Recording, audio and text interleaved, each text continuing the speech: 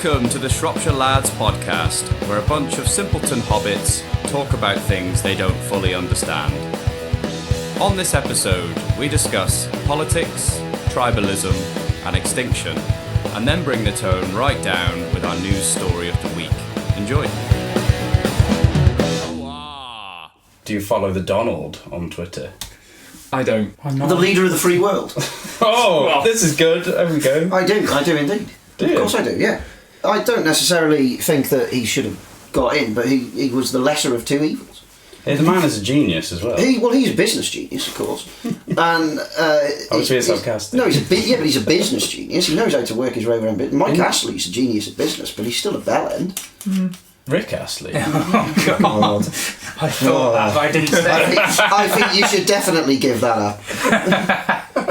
No, Donald Trump, as I said before, is people either hate him or they love him, whereas the other option was Hillary, and nobody gave a shit about Hillary. Yeah. And Donald Trump has come in, and he has gone after people like the North Koreans, who are lunatics with a little bit of money, and he's a lunatic with a lot of money, and they've gone, ooh.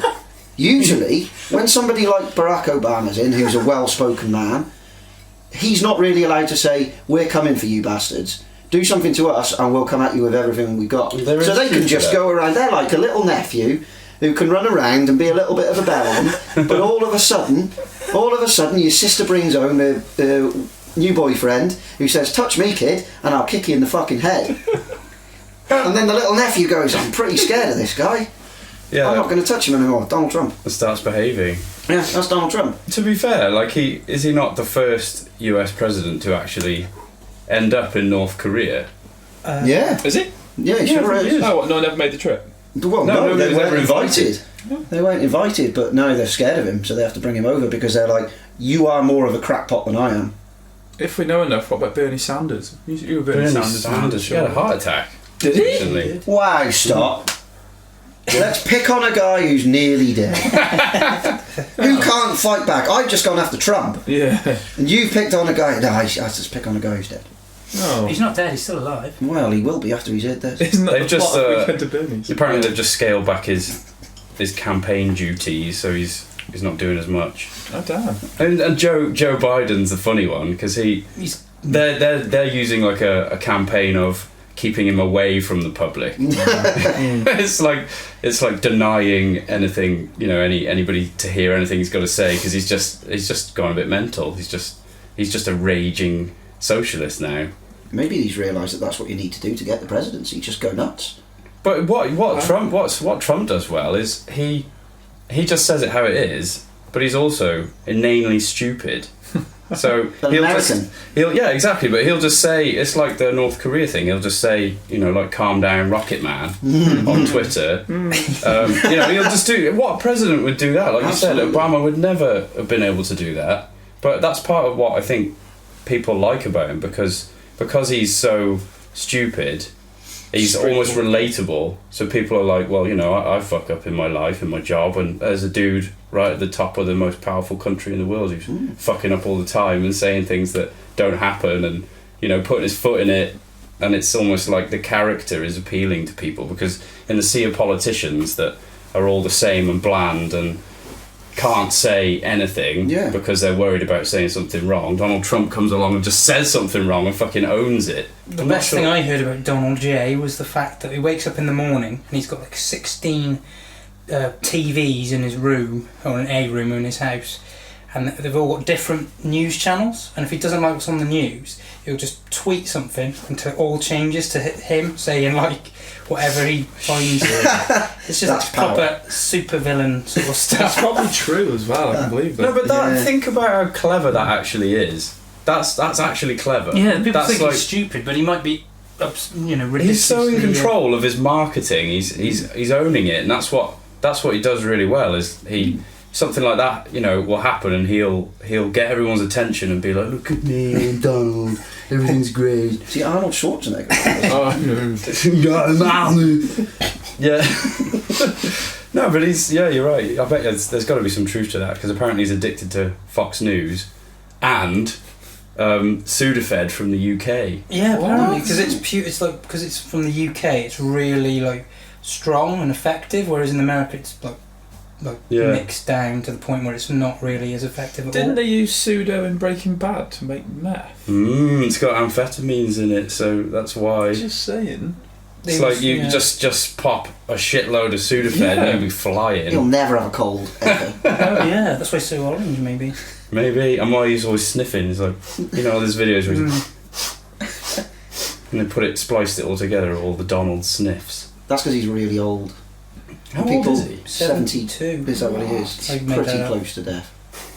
He's got a good 20 years in office. He doesn't seem 72. Still seems quite. Yeah.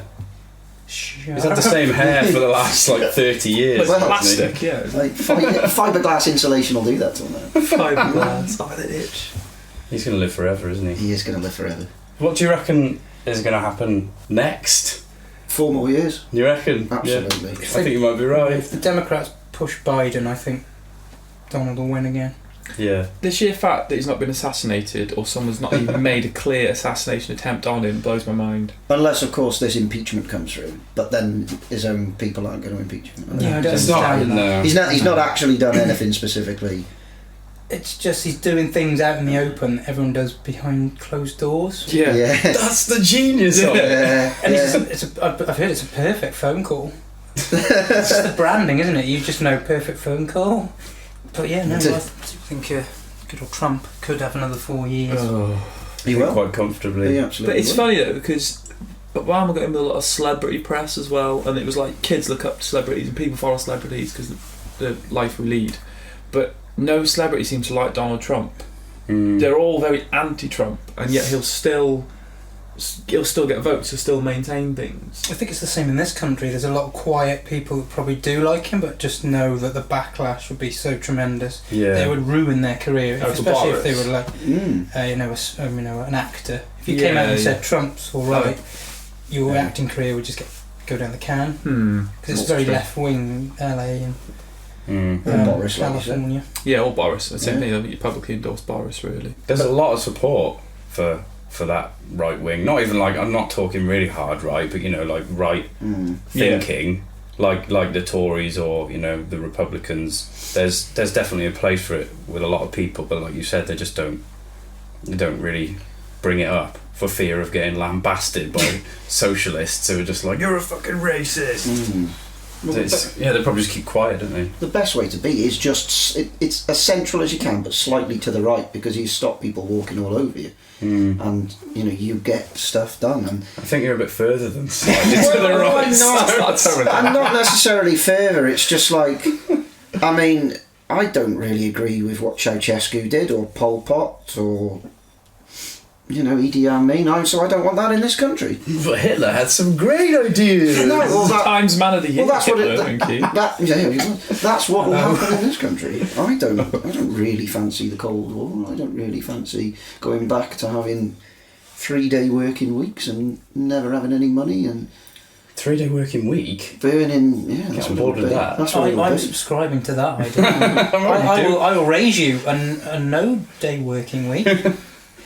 But is it like overinflated? Because this is what I think's going on. So you've got the Tories who represent looking after the rich and not caring too much about Human the poor. beings. Looking after human beings. But anyway, so you've got that's a thing. Yeah. So they're the party of the right, and people on the right generally tend to be the ones that want to make more money, keep the money they've got. Keep the land they've got, keep all of their privileges that they may have worked hard for, so fair enough in some instances. But you've also got like the mega corporations, like massive power players who are able to use what they've got to lobby. You know, like Boris, he's definitely, it was so funny, there was an interview, someone was saying, oh, we noticed that you've got a donation from a Russian oligarch. You know, do you care to talk about that? And he's like, well, he just has no answer to that. So there are no rules there. So if I was a rich businessman and I didn't want to give away any of my money, I could just say, you know, Conservative Party, do you want £1 million? And will you steer things in the direction that helps me Tax breaks. keep all of my money? And that's exactly what's going on. So is it that big like media corporations, you know, like Rupert Murdoch, is he paying money to steer the media a certain way to cast all of this sort of shit on Jeremy Corbyn? Mm-hmm.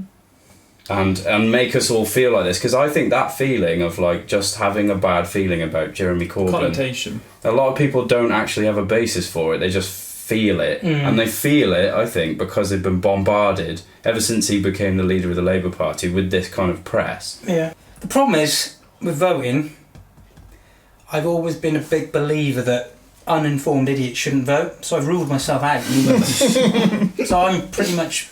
Yeah, but you can do this, right? So this is something I learned recently. So instead of not voting, if you've got a postal vote, or even if you go to the polling station, put a cross in every box, draw a massive dick. It's invalid, isn't it? Yeah. But then at least it gets counted as invalid. So you've been counted that you've protested, you know? Like you've rebelled. Draw a dick on your ballot. The other problem is, without getting too political, the fact that you're not actually voting for a party, you're voting for your representative, your MP. So like you could truly believe in the Conservative manifesto, but your Conservative MP could be terrible. You're someone you just genuinely do not like. You have to decide whether you believe in the Conservative Party more than the Member of Parliament you're going to vote in. That's very true. That's something I don't get. So we're a really rural county, with lots of farmers who have lots of land. Why are they obsessed with the Tories? Because the Tories don't care about them. They care about their land, alright. Land is important to the Tories and money is important. So I see why farmers vote for them for that reason, because they want to keep their land. But they don't care about farming standards, sales, their troubles or any of that stuff. They'll just fuck them over. They'll make a trade deal with somewhere in Europe or US. No, I just don't get it's a why genuine question. Yeah, no, I agree. But it does seem to appear to be the case that it's almost like a generational thing where, like, father tells son, "This is the way we vote. This is the way it's done," and it is done that way. Yeah. Because I don't.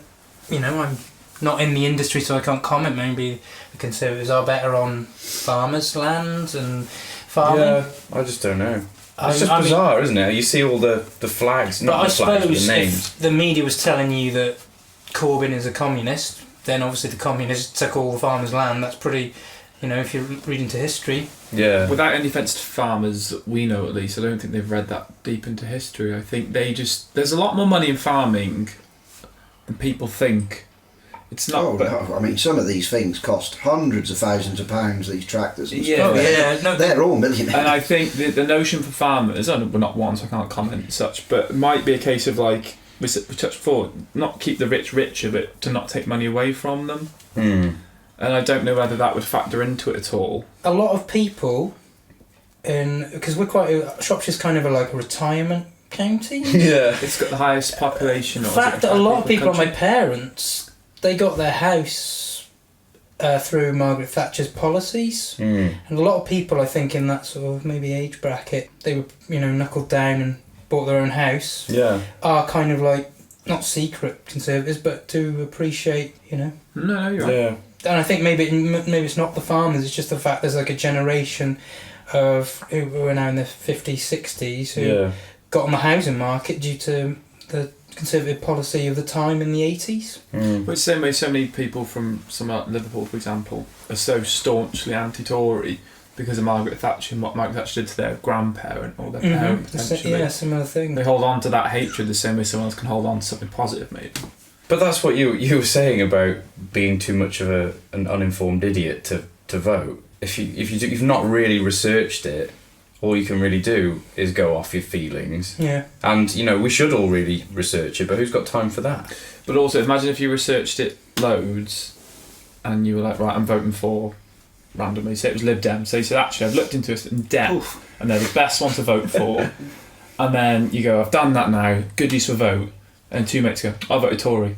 And you're like, oh, right, so my vote's completely outweighed immediately. And that's the horrible thing, is you could have the most informed opinion, but it might not be the opinion of the masses. What Lib Dem is, like you said, just drawing a big dick on you. There's just no need to vote for You can leave that in. Again, it's so mixed, because I think Corbyn is a man. I genuinely think he's empathetic. I think if it was the other way round and Palestine was oppressing Israelis, he'd be on the side of the Israelis. It just happens that the Israeli government seems to be, from an outside perspective, oppressing Palestinians, and vice versa. So I don't think he's generally a bad dude. Boris, I think, go out with him on a night out, be a hell of a lad, great guy. I'm sure we'd hit it off. Do a few lines of coke in the toilet. Rounds on you, Boris, and he'd be like, "Yeah, come on, Jaegers, boys, Jaegers." He does that. He does seem to have that sort of vibe, doesn't he? And that's probably another thing that makes him relatable. Is that you feel like you might be able to. That's why people seem to love Farage as well. It's like, oh, he's drinking. He's in a pub having a pint. He must be a normal bloke, and he says it how it is. He's a human slug. Yeah, I know. I agree with you. But there's a lot of people that really like him. You know, that's the reason why he's still kicking around and making new parties and being a pain in everyone's ass. Because there are secret admirers that think he's great. It's the same with Boris. But Jeremy, I feel, my mate Jeremy, I feel really Shropshire Lad. I do feel bad because it's like, did you see that story? I don't even know if it was in the news, but I think I read it. It was a Facebook comment. Somebody said that he had Alzheimer's. Did you hear about that? No. So I think it was just a Facebook comment. Somebody was like acting as though it was like inside information, like a secret, dirty secret that had come out from a leak or something. And it claimed that he's got Alzheimer's and this, that, and the other. And I just thought, fucking hell, that's a low blow. You know, what, to discredit him? Yeah, to get sympathy for him. No, to discredit him with something that dirty. Oh, okay, that's shitty. Yeah. You know, like to say that he's got Alzheimer's, because if you actually did have Alzheimer's, you wouldn't carry on. And it makes me wonder, like, is that a seed that was planted by some rich right-wing media corporation that's trying to discredit him? Is that, I don't know. You know, where does it come from? What they but say. I thought that's shocking. So I feel sorry for him with that. And then it's like the whole anti-Semitism thing. I mean, I'm not justifying anti-Semitism. It's not a good thing, but it feels like it's been spun particularly badly. And the whole IRA thing potentially as well. Like, was he trying to be like an envoy for peace to try and sort it out? You know, has it been spun to be, oh, he went over there and, you know, he's sympathising with terrorists? I just don't know. I've got a really weird memory of when I was a lot younger and John Major was in charge at the time, and I remember being at my nan's the day Tony Blair got elected and my mum telling me how bad it was, and I think this is where your political following might be intrinsic a little sense, because I remember my mum going, oh god, this is terrible, why that man's in. And yet you hear a lot of mixed things with Tony Blair, but I think inadvertently my mum then gave me the seed of anti-Labour when I was like, I don't know, 6 or 7 or something stupid. Yeah. No justification at all. I think she said that he looked smug, I think, was her only point. That's my It's a very similar thing in America with Bernie, because Bernie's obviously, in America, he's viewed as very left, but over here he'd be right of Corbyn, because he wants an NHS basically, and everyone over there, a lot of people, you interview a lot of Americans who are, you know, floating voters, and they'll say, oh, I just don't like him, but they can't tell you why. It'll be like, because he's too old. It won't be anything in his policy. It'll be like, I don't know, I just, you know, they'll spout Fox News talking points. Yeah, no, but that's the problem, isn't it? Because if they're setting the narrative and people are just gobbling it up, then, you know, they're fucked. Any socialist politician, even if they're not like hard socialism, they're going to be ruined, because any little thing that comes up that challenges capitalism or making money, they just quash it. They like quell that heresy, get rid of it. You know, like there was a story I read a few days ago about the hard border between Northern Ireland and Great Britain, and there were demonstrators. There was a picture of quite a big crowd of people. And I was like, you know, fuck that, you know, that's serious. People are really unhappy about this. And then the next story was Boris Johnson promises there won't be a hard border between Northern Ireland and Great Britain. And you're like, so it came up. There was a protest, and the immediate reaction is Boris Johnson's good. He's stopping it from happening. So it's like, you know, when it's that blatant, what are you supposed to think? And my mind is totally clouded, and I have no idea. Well, I mean, obviously, certain sections of the media will go one way and certain ones will go the other. It depends what newspaper you read. It also, if you listen to anything on the BBC over the last however many years, they've gone so far left, it's unbelievable. You want to watch an episode of Have I Got News For You, because there'll be nothing against Diane Abbott. If she does anything stupid, there'll be nothing. There'll be nothing against Corbyn. But the list of anything that Trump does, or Boris does, or Theresa May does, it's that's what they'll do. And you listen to some of the stuff that because my judgment is based on what policies I'd heard from Labour. And like the last election, it was free student loans and free this and free that, and basically they're just trying to pander to people who want free stuff. And then when it got closer to the actual election and they said, okay, well, you promised this, how are you going to deliver it? And they go, actually, we've had a look at the figures and we can't do it. Now, Labour have said it'll cost, I haven't got the figures written down. No, I remember seeing Labour said it would cost something like 10 billion to get everybody to have free broadband by whatever. And the people who do the fibre optics say that's bollocks, because just to do the fibre optics, it cost 100 billion. That's without giving everybody the Wi-Fi. So they've given us this. And the figures don't add up. Because obviously broadband's so accessible and so, to be honest, affordable. I don't necessarily know why it's a sales pitch for an election to get free broadband, because it's like... Well, I used to like Labour when they had Tony Blair. When Tony Blair came in, I thought he was a great leader. I thought he wasn't too far to the left. He was absolutely fine. And then Gordon Brown sold off all our gold reserves at the lowest possible price. And then when the housing crisis came in, we had no money and we were all screwed. And that's what put me off them. Oh God, we can't even get started on that. I think that's the biggest travesty of our generation, of our lives, is that we like going to uni, coming out of uni in the financial crisis, and not even realising how bad it was. And that really, really pisses me off that happened, because it's like you could see it coming. What's that film with Christian Bale in it? About Dark Knight. No, keep going. Just keep listening to them off. No, it's like the stock exchange. The housing crisis in the US. I know what you mean. The Big Short. The Big Short. Well done. And that's a great film. And basically, it chronicles that crisis and him predicting that it was going to happen and actually making money out of it, because he like bet against himself, or I can't remember what he did, but.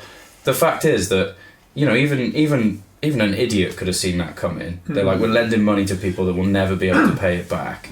And the greed is just, the greed just took over. It's like, well, we're making loads of money. If that person owes me 10 grand, then I've got 10 grand. Yeah. But you haven't. If that person says, I can't pay it you back and now I'm bankrupt, you've not got 10 grand. And that's how it was on a massive scale. But like, how could you not see that coming? It was like credit card sales to single mothers with no income, give them a 10 grand limit.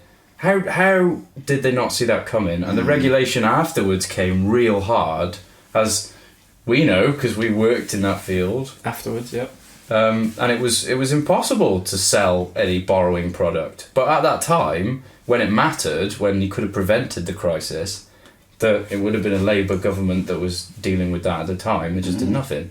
I think there was a South Park episode on borrowing once like that, of where they literally like traced the thread back to who it was. I think it was like Mickey Mouse or something bizarre. Like when they went back to like the actual source for all the lending, and it was true. I think they were just, and South Park obviously satirised a lot and made it more dramatic, but it was just that you could just borrow money hand over fist. Well, here's my question: the country appears to be in like trillions of debt, or not trillions, billions of debt. Yeah, a Possibly lot. trillions. Yeah. But it's like, A, I don't know who we owe it to. B, I don't know how, when they're calling that in.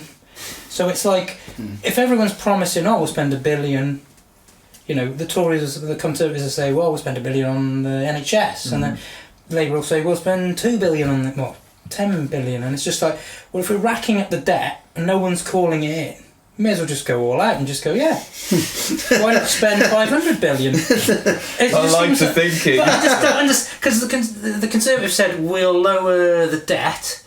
9 years, it's not gone down. So it's like, should we just stop pretending it's like me with student loans. It's a student I'm loan. not going to pay it off. So I may as well just get 10 student loans and be like, blow the lot, and then be like, I don't intend on ever paying them. So I think Donald Trump said, debt is only debt if you intend on paying it back. So it's just like, why not? I don't know. Maybe there's someone coming knocking on our door going, "Have you got that 500 trillion you owe us?" And you're like, "We'll pay it next year." I hospitals. I don't know enough about all of that, but like you're totally right. Like how the hell does any of that work? Because America owe like $1 trillion now, I believe, and China apparently steaming rolling in with a sort of, because it's like all fiat, it's just numbers now, it's not even hard cash, it's just like a bank will press a button. I'm just thinking, there's not enough printed money in the world to counteract. if every cashed in every account, there's not enough money in the world. I think they just need to hire me for a day in the Bank of England. Hear me out, I'll walk in, I'll just go up to the computer, go, this is our debt, and I'll just go, control, highlight, delete, and they'll be like, "Have you just deleted the whole national debt?" And I went, "First day." And they'll be like, "Fair dues, it was just first day." And then I'll get obviously sacked, but end of problem. Isn't this the plot of V for Vendetta? Doesn't he end the film by deleting all the debt in the world? Or Fight Club, don't he blow up a bank? Isn't this how these films end? I'm just an idea. I think you're onto something there. But it's just mad. Watson with the pixies on in the background. Yeah, like I'm just asking a question, like who actually? There's a bloke sitting behind a desk going, "Nah." Who pays him? Who money? Like, where's this money come from? It's all mad. Yeah, actually, that's a really good point. No, there's the Iron Bank. the Iron Bank. It's not an the IMF is basically the same thing. Because couldn't we just fund our military and then bomb the Iron Bank and then it's problem solved? I know the Iron Bank's a fictional place in Western Dragons. That's my campaign slogan: bomb the Iron Bank. But then back the politics part of it, at least, I've always had the notion of Tories tighten the purse strings, everyone gets mad because they're skimping and saving and making cuts. Labour get in, Labour blow loads of money to win public appeal, everyone realises we've got no money, Labour get out, Tories go in, and this cycle, I can see in my history, is Absolutely. But I don't get why another party's never even managed to capitalise on this. I think it's because anyone with political talent will realise it's like basically you're playing for Leeds United. Oh gosh. But you may as well, you're either going to get signed by Man City or Liverpool. So it's like you can, I know it used to be Man United, but you can play for Leeds United and be their best player, but if you really want to do something, you've got to play for one of the top two. Yeah, I think that's a great point. Do you get that analogy, Mids? I kind of understand. Not the football side of it, but I know what you're getting. Yeah, it's the aspirational point is if you want to be a good politician, you want to be the biggest party. And you'll take the lesser of two evils. Like Donald Trump is not an ideologue, and he basically tried to run in the Democratic, and they said no. So I'll be a Republican then. So it clearly shows he doesn't actually have any ideological sort of leanings. He just basically like, I want to be president. Who's going to take me on? And they went, yeah. There wasn't much talent in the Republican side, and he just absolutely cleaved them in twain. Didn't he start his presidential campaign as a joke? I saw something. I wouldn't be surprised. No, I saw something on. I don't know if it was on a great hack on Netflix. I saw it on where someone took the mick out of him as if, imagine Donald Trump being president, and he hosted a fake press conference. Donald Trump, this is now, in retort to that, to say, here's how many people come if I was running for power. And I think there's this weird thing where people thought it was real. I'll have to check my source where I got that from. It's in my head vividly. Oh man! Literally, imagine. He did it because someone basically took the mick. He then went, "Oh no, I can do that," and they went, "Oh yeah, not now, Donald. I'm going to do it." And I swear to God, he just ploughed straight Got through. Financial clout. Imagine being the guy who mocked him enough to be president. Yeah. Tribalism in football. We should talk about why I don't feel engaged by it. Why is that? By sport at all? Yeah. Maybe it's a level of intelligence that understands it's a distraction in life's banality. And no, so not like unintelligent. Oh, because I was going to say overly intelligent. it's because of your feeble little brain. No, it's maybe you just realise that it's like getting invested, in something you're not partaking in, and it doesn't really mean anything to you. Because it's such a big thing, though, isn't it? It's like massive for so many people. I just don't understand it. Do you like sport on it? Any sort of sport? Are you interested in any sport? I don't dislike it. I just don't choose to consume it. Because there is a great sort of tribalism, as when you feel like that human instinct to be in a tribe. We're like, my team, ugh, ugh. Your team, not my team, ugh, ugh. Yeah. And it's just like, I've not done anything. It's like when, I'm a Villa fan, so when a Villa achieve anything, I can't claim to be like, I've done my success in my life. It's people like, always say we, don't they? I've always found that quite funny. But it's just a human instinct. We want to feel part. Socially, we are social animals, and there's a nice part of like feeling like, the best of us went out and achieved something. And I was, I supporting the best of us from Birmingham, and Stoke supports the best of us from Manchester, and our head tribesman went out there and claimed the biggest boar, and my team only came back with a trout or some sort of poor fish, and you were like, yes, the best men in my village have quelled the best men in your village. Yeah, it's like that. Yeah, tribalism. Maybe going back to, I don't know, like if we were prehistoric, it's like you'd have your have your tribe, and you'd just hate anyone else because they were different, and you'd be fighting for resources and stuff. Well, that must have been what it was, because there was those two factors. So if we were all cavemen, we'd have been warring at each other, and you'd have been sat on your own bashing the rocks about because you like drumming. So that's mainly where your brain has gone. You've developed over the years. I probably would have died. You guys would be alright. I don't know. I'd have strived out on my own and just got wiped out by a woolly mammoth or something. You would have survived because you're like tall and attractive. Oh, thank you. Not that we aren't, but audio medium. But like I would have gone, I would have been gone. The only hope for me, they were talking monkeys, when we were all like apes. Because we forget we were all apes, don't we? We do. Some of us still are, by the sound of it. The missing link's never been found until this podcast started. That's brilliant. But Well, as cavemen, we obviously would have been. You would have been all right because you were big and strong. We would have been reasonably intelligent, Watson, so we'd have been okay. Oh, God. And then you could guarantee we'd all be sat around the fire going, ugh, ugh, ugh. What's happened to caveman Stott? And he's over there poking the sleeping saber-toothed tiger with a stick, going, why won't Kitty play? And that would have been natural selection. I am curious. Yeah, Curious George. Oh, he set himself on fire round. Yeah, that's what it would be. It would literally be Stott's beard too close to fire. Hot Stott. Can I just say, in defence of Stott, he's here, which means his ancestors were competent. So they either possessed, like, we were all evolved from the fish that went left rather than right, and then we were all evolved from the monkey that was overly rapey and didn't respect social norms. And, unfortunately, the monkeys that were just more like sort of like, I think passive monkeys. I think I need to ask out on a few dates before we do anything. Too late, mate. That monkey has already impregnated half the village, and his DNA will pass on. Yours will perish. So we're all like descendants of people that probably hid under the bodies in the war, and then got up at the end and went, dodged the bullet there. It's survival. True. I like to think we were either the peasants who were too busy farming and didn't know what was going on, or we were the ones that just went, I don't want to die in a field. We're the intelligent monkeys that Jeremy Clarkson once spoke about on Top Gear, where he said they did an experiment where they had monkeys with their babies, and they had a hot floor underneath them, and they heated it up to a certain point. So the monkeys picked their kids up, looked after the kids, said the floor's too hot for my child, and then when they turned it up so much that it got unbearable, they put the kids on the floor and stood on them. Ouch.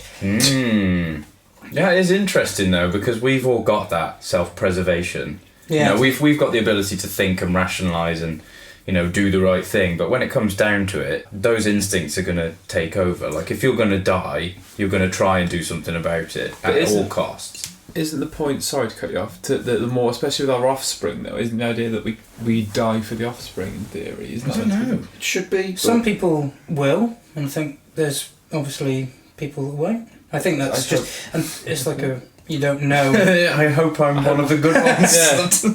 I hope when I've got a baby I don't tread on it to protect my feet from a hot floor. You're like the Vikings. They weren't coming over and asking for first dates on Tinder. They were just coming in, steamrolling any weak guy. Axe in the head, rape your wife. Yeah. But only they took the fitties back, and they were pretty brutal. Mm. And it's yeah, just that's like survival of the fittest, isn't so it? our ancestors are either the guys that were doing raping, or the guys that were smart enough to just run a mile and be like, I've heard there's a few dodgy fellas coming over there on some boats from over there. I think we should just maybe hide in the woods for a few weeks. Cowards, you mean? Stop, just run a shot for us while we're out. Yeah, cowards. They were like, I've got it covered, don't you worry about that. No, Sorry would be running in with a battle axe or maybe a spoon or something. He'd just go in there and he'd start punching the kids and going, I'm with you guys, I'm with you. Yeah. Stock was Italy during World War II. It's like, who's winning? Yeah, I'm on your team. Extinction and Jurassic Park. Great film, but the real question is always brought up of like, how soon are we going to actually do it, and would you go? Yes. And I think the answer is yes, because it's like epic zoo, isn't it? It's just like a zoo. Nope. Well, it's just typical human. It's like talking about aliens and Independence Day. You talk about dinosaurs, we go immediately to the dinosaurs eating the humans, but it probably wouldn't be like that. If you go to a zoo, there are lions and shit there. They can eat you, but they don't. Nothing goes wrong. Yeah. Generally, sometimes it does, but not really. A lion's Often. behind like 20-foot fencing. A T-Rex needs to be behind some big ass fencing because he is going to eat me good. Yeah. Especially those little like hamster balls in the films they would drive around in. Like, he's going to flat out eat them. No, I mean, it's all asking for trouble. There's no health and safety gone on there at all. It's like you'd have a no man's land. Can you imagine that red tape? You'd have people on like gun turrets, like flat cannon, to take out that T-Rex if he got into the no man's The land. decibels of the T-Rex roar is too loud. There'd be so much HR behind the whole thing. Yeah, it would be bullshit. But I suppose then the question becomes, should we do it? I don't think we can. So it's I imagine of all the technological advances, that's going to be somewhere along where it's like, guys, we could make a dinosaur. Actually, think about it. We've we've grown sheep. Yeah, we've grown a sheep. That from, was quite a while ago as well. Dolly the sheep was 1996. Yeah, what do they need to do that? Just DNA? Because we've got dinosaur DNA, haven't we? Well, we have. I mean, it's a great argument in the film because it makes it realistic in the film of using mosquitoes that have sipped on dinosaur blood and then got stuck in the amber. But I think that sort of DNA would be far too old to actually be able to do anything with it. It'd be more interesting to see if they could bring back Tasmanian tigers, dodos, things like that, because there must be some sort of, they've got like. Well, the Tasmanian tiger died out. Well, they've got film footage of the last one because it was in captivity, and you're like, well, you could do that. That would be the first step. I didn't even know about that. Is that recent? No, 100 years ago. Oh right. Okay. Yeah. But what did it do? Yeah, Isn't this natural? Well, that's Ian Malcolm's. In comes Dr. Ian Malcolm. That was his argument. Is like you were too quick to think that if we could, maybe you should have thought if we should. Yeah, we're not missing Tasmanian tigers at the moment, are we? Don't know what they're going to really offer me. I understand. Natural selection to some aspect, and I don't believe things are endangered. I don't believe in animal hunting at all. I think it's horrible, especially I think the tigers and stuff is horrible. But depends how tasty they are. My life doesn't miss that tiger right now. It's okay. No. It's the tiger. I know they're obviously endangered, but the tiger still exists. This is a Tasmanian tiger. It's like a little wolf sort of thing. It's not an actual tiger. Sorry, I should have made that a bit more clear. It looks more like a jackal, really, but with stripes on it. So that's why they called it a Tasmanian tiger, because it was the closest thing. Because they're Australian and they're thick. It's the closest thing they could think of. But the xenophobe cast is going great. Well, no, they're not. What they do is they say it as it is, don't they? Australians. They call it the boggy creek because it's a boggy and it's a creek. They'll call stuff like that. That's the sensible. Bloody tiger, mate. Bloody Tasmanian one as well. Bloody Tasmania. Oh Christ! But it's a dog. Yeah. Bloody Tasmanian bloody tiger. Sorry, Australians. Yeah. But human curiosity is like, I'd like to see what a dodo looks like, wouldn't you? Yeah. And it would just escalate, because eventually you'd be like, nah. It's already happened. There's that Attenborough British Museum. Have you seen that? It's like a documentary where he's walking around the museum and all the dinosaurs and extinct creatures all come to life, and he's like cavorting with them. Yeah. Well, they did Walking with Dinosaurs, didn't they? That was the one that they were like, this is what it's like. And can we not just focus on better things like curing cancer, stopping kids dying. They've got a cure for cancer. Instead of like messing around with dinosaurs, could we not? There is a cure for cancer. Oh no, we sound like such a weird. Well, it's not profitable, so they're not going to make any money off that, are they? That you've gone full Corbyn there. I have to say, Of all the people, because I will retort with a more conservative idea of like human beings are terrible at keeping secrets. So I believe if there was legit like, an instant cure, I think somebody who knew would be like, oh my granddad's got it now, so you better give it me, or tell everybody. On the animal idea as well, as like, don't bring back things that died out because they probably had a bad time. Just because we because like I feel like we've got a very like human nature of like, bring back the pretty animals, but those uggos that died, they're gone. Like no one's going, bring back the Mongolian mole. Exactly, the dodo wasn't a pretty thing. But it's like the dodo's a bit like it's a part of a joke, but like we like the idea of preserving the snow leopard, even though it's got nothing to eat and it's having a bad time. It's just like, because it looks like my cat. So soft. It looks like my cat, and I want to stroke it. But it's like some sort of slug. It's like, you're gone, mate. You're not really doing anything. Hungarian man slug. What about the Tasmanian beetle? It's like, sorry, bud. No one cares about you. Goodbye. What were you doing, mate? What were you doing? So I was just collecting dung and having a good time. It's like, you're out of here. The news story of the week. We've got one that I do want to discuss because it's the most horrifying and yet funny thing I've ever heard in my life. Go. And I just want to do it. So, I'm going to read out to you verbatim as well. So the headline is, woman traumatised after homeless man dumps bucket of hot diarrhea over her head. Immediately, there's a few quotes in the title, because why was the diarrhea hot, firstly? Heidi Van Tassel, she's names, it's okay, says a homeless attacker threw feces over her on Hollywood and now suffers from PTSD. And she was about to head home following a Thai dinner when a rough sleeper, she just sat in a car, he pulled her out the car and poured a hot bucket of diarrhea on her head. Ms Van Tassel was quoted as telling NBC4 it was diarrhea, definitely hot liquid.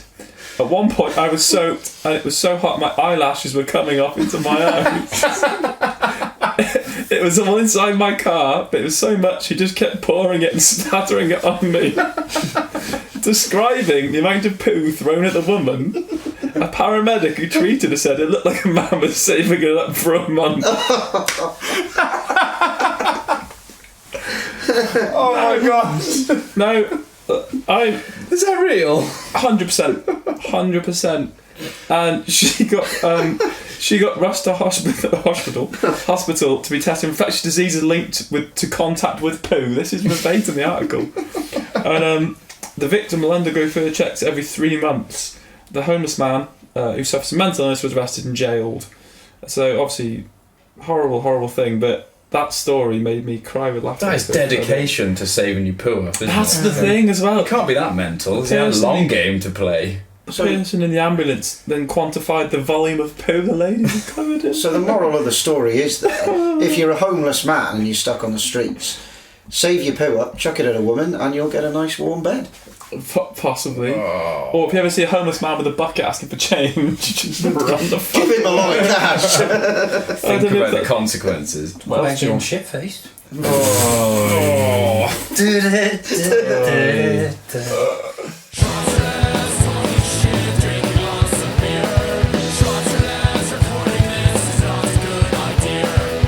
Thanks for listening to the Shropshire Lads podcast. If there's a topic you'd like us to discuss, just get in touch on social media. See you next time.